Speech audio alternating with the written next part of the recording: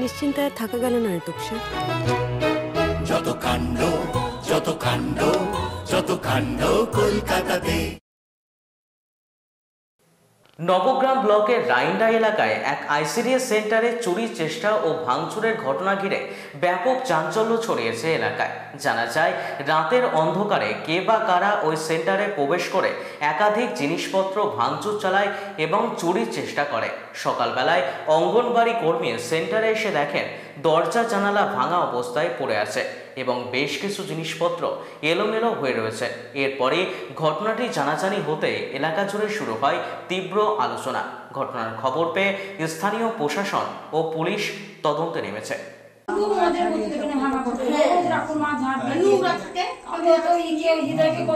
জানি না, কালকে সেন্টার এলাম, কালকে সেন্টার ঠিক ছিল, কালকে সেন্টারে কিছু অসুবিধা হয়নি, বাচ্চাদের খাবার দিয়েছে, রান্নাবান্না করে গিয়েছি, কিন্তু আজকে এসে দেখছি সেন্টারে সব ভাঙা ছিল। না, এই তো এসে তো মানে কেবলই সেন্টার খুলেছি 7:30টার দিকে। পঞ্চায়েতে যাই, পঞ্চায়েতে যা বলবে, পঞ্চায়েতের বাইরে তো যেতে পারবো না। আগে পঞ্চায়েত আমার আন্ডারে, আমি মেম্বারকে ডেকেছি, মেম্বার এসছে, নন্দপ্রসাদ দা তুমি এখানে এসো। না না, আমার তো এখানে তো সবাই আমার এরিয়ার খাবার নেয়, আমাকে ভালোবাসে। আমি কারো মানে যে আসে 10টা 10:30 বেজে গেলেও আমি কাউকে ঘোরাই না, যতক্ষণ খাবার থাকে আমি ততক্ষণ দিই, তারপরে 11টা বাজে বাড়ি যাই।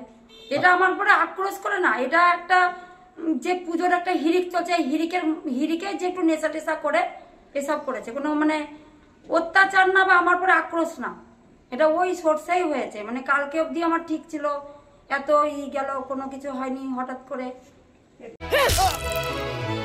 নিশ্চিন্তায় থাকা গেল না তোপসে।